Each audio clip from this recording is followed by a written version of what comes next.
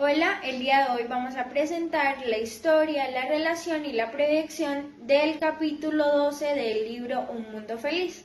Empezaré con la historia. Pues bien, para este capítulo Bernard organiza una fiesta a la que asisten muchas de las personas más importantes de la sociedad. Va a buscar a John para presentarlo, pero este se niega a abandonar su habitación, pues él dice que Bernard debió haberle preguntado antes. De esta manera, Bernard implora de manera persuasiva al gigante para que acceda, e incluso le dice que estaba presente el archiduque comunal de Canterbury, y este empezó a hablar en una lengua extraña, en tono burlesco, expresando lo que sentía hacia ese hombre, y no accedió de ninguna manera. Así que Bernard tuvo que retirarse abrumado y comunicar a la impaciente asamblea que el gigante no iba a estar presente, y todos se encontraban furiosos de verdad. En cuanto a los hombres, sentían que habían sido inducidos a tratar con una cortesía a un tipo insignificante, de mala fama y de opiniones heréticas, que era como describían a aquel gigante. Las mujeres tenían la sensación de haber sido seducidas con engaños por un hombre cuyo físico era el propio de un gamma menos. La única que no dijo absolutamente nada fue Lenina. Ella pues se encontraba sentada en un rincón, aislada, pues estaba invadida por una insólita melancolía, pues ella había ido a la fiesta con un extraño sentimiento de alegría, pensando que le diría al gigante que le gustaba más que nadie en el mundo, y también estaba segura de que ella le gustaba a él. Cuando Lenina se entera de que John no asistirá a la fiesta, siente una nueva emoción. Era como una sensación de vacío espantoso, una presión sin aliento, una náusea. Esto le parecía que el corazón dejaba de latirle. Mientras tanto, Bernard tenía que aguantar todo lo que se decía en su presencia para humillarlo. Pálido, agobiado y desolado, caminaba entre los invitados, inventando excusas incoherentes y asegurándoles que la próxima estaría presente el gigante. Mientras tanto, los invitó a sentarse y a disfrutar de todo tipo de comida que había. Ellos comían, pero lo ignoraban totalmente, hablaban de él y lo trataban bruscamente como si no estuviera ahí. Seguidamente el archiduque anuncia que se retira y se dirige hacia la puerta, y Bernard le insiste para que se quede, pero este solo le pronuncia unas palabras que fueron enmiéndese, joven, enmiéndese, y también le hace una señal de la T sobre su cabeza e invita a Lenina a irse con él. Mientras tanto, John está sentado en su habitación y continúa leyendo una novela que era Romeo y Julieta, mientras la fiesta se desmorona sin darse cuenta siquiera que Lenina estaba en la fiesta. Entre tanto, Mufasa Mon lee informes científicos y los evalúa para su publicación en base al impacto social de cada informe.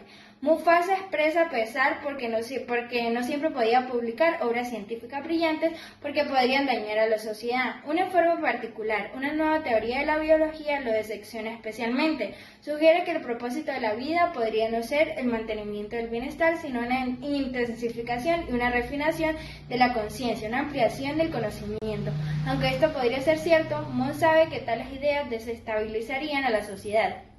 Ahora John recitaba suavemente unas palabras al vacío, y la T de oro prendía brillantemente sobre el pecho de Lenina, así que decidió tomar un par de gramos de soma. A aquellas horas Bernard dormía profundamente, y llegó la mañana y estaba de nuevo de vuelta a las miserias del espacio y del tiempo. Se dirigió a su trabajo, que era en el centro del condicionamiento. Realmente había vuelto a ser el mismo. La embriaguez del éxito se había evaporado. El salvaje se mostró muy comprensivo con él, pues afirmó que ahora se parecía más al Bernard que conoció en Malpaís, y Bernard afirma que había vuelto a ser desdichado como aquella vez. Pero el gigante dice algo muy cierto, que era que preferiblemente ser desdichado antes que gozar de esa felicidad falsa, y aunque Bernard no solo lo culpa, en el fondo sabe que tiene razón. Haré la continuación de la historia del capítulo 12. Bernard siguió alimentado con su sincero pesar y pensaba en vengarse contra él mismo. Alimentar un agravio contra el archichantre comunal hubiese sido inútil, y no había posibilidad de vengarse del embajador jefe o del presidente ayudante.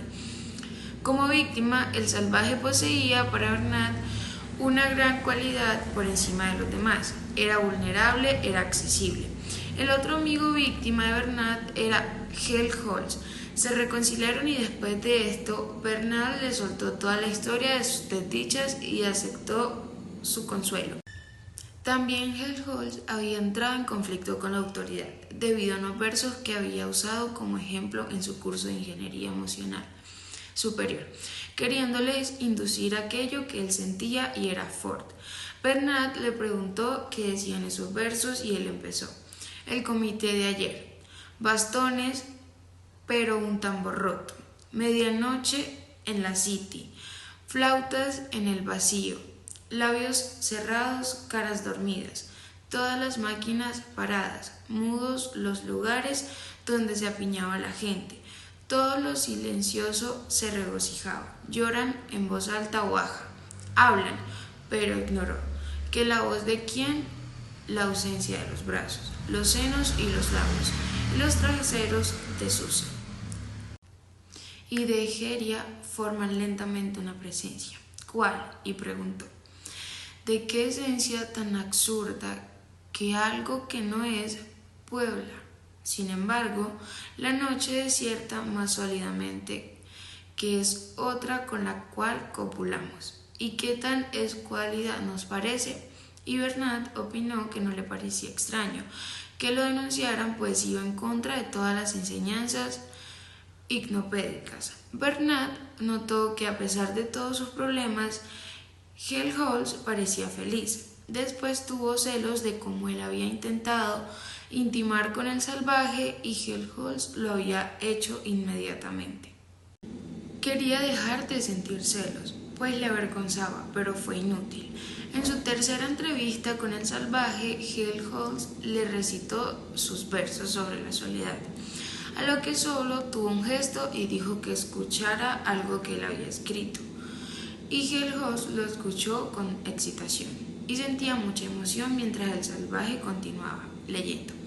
Bernat gritó orgía, porfía, con lo cual interrumpió la lectura con una risa desagradable y mencionó que parecía un himno del servicio de solidaridad y con esto quería vengarse por el aprecio que se tenían más entre ellos que el que le tenían a él. Luego el salvaje leía Romeo y Julieta, de lo cual opinaron: cuán soberbia piensa de ingeniería emocional. Continuó leyendo esta obra hasta el final, que le llamó mucho la atención, puesto que los padres de Julieta la obligan a renunciar a un amor. Luego Helmholtz criticó esto y rió hasta que las lágrimas rodearon por sus mejillas. Siguió riendo hasta causar indignación en el salvaje, el cual cerró el libro y guardó en su cajón. Después que logró calmarse, estuvo buscando excusas y llegaron a la pregunta sobre el escritor, y era que por qué era tan técnicamente maravilloso. Y la respuesta fue que tenía santísimas cosas locas acerca de las cuales excitarse.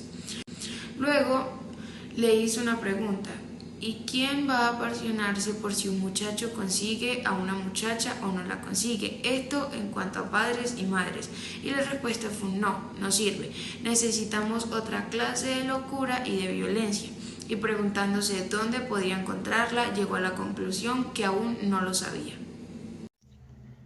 Buenas, a mí me correspondió la relación del capítulo 12 del libro Un Mundo Feliz de Aldous Huxley. En una parte del capítulo nos dicen que Bernard consume una cierta gran cantidad de soma, que es una pastilla casi alucinógena, y visita a John, y que se siente más tranquilo y calmado, ya que Bernard empieza a actuar de una manera más humilde y tranquilizada, en la cual pues es más tratable. Todo gracias a haber consumido esta pastilla que provoca unos bajos estándares en su comportamiento.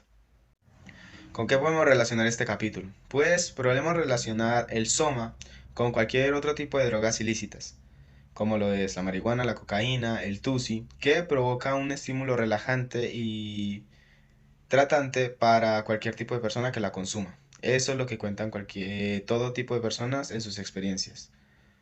Esto en nuestra realidad puede provocar daño cerebral, daño a órganos múltiples y puede provocar incluso la muerte.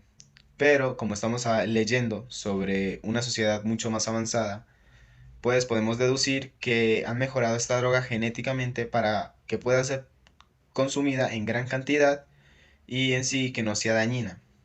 A lo cual nos puede decir que mucho más nos estamos acercando a una sociedad un poco corrompida en cuestión de drogas y que esto es un futuro factible para nosotros. Gracias. En este capítulo podemos evidenciar la aceptación social, ya que Bernard busca de una u otra forma encajar en la sociedad y en la clase, ya que por su estatura era rechazado. Hablaba muy mal de él y esto pues lo afectaba mucho y le arruinaba la autoconfianza que tanto quería demostrar. Bueno, esto lo podemos relacionar con un tema de la vida real, que es un tema que hoy en día se evidencia en nosotros los jóvenes y que es una de las formas de aceptación social, tales como el like, que según lavanguardia.com cada día se da más de 4.200 millones de likes en la red social de Instagram. Por ello es inevitable que estos reconocimientos virtuales se hayan convertido hoy en día en una nueva unidad de medida de integración y éxito social.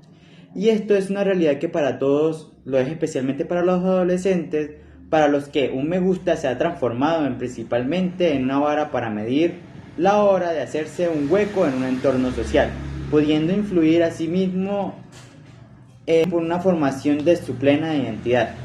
En un proceso de construcción de su personalidad, la necesidad de pertenencia en un grupo se convierte en un factor muy importante y cada imagen o video que suban a las redes sociales de Instagram o de Facebook provoca reacciones de aceptación o rechazo que pueden llegar a afectar la visión que tienen de sí mismos.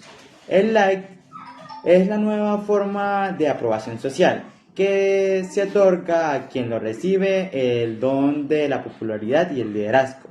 Aunque para los que han crecido en una época analógica suena como algo exagerado, en el mundo digital el número de seguidores en una determinada red social o el total de likes que se obtenga en la última foto determinan el grado de éxito social que se ocupa dentro del círculo.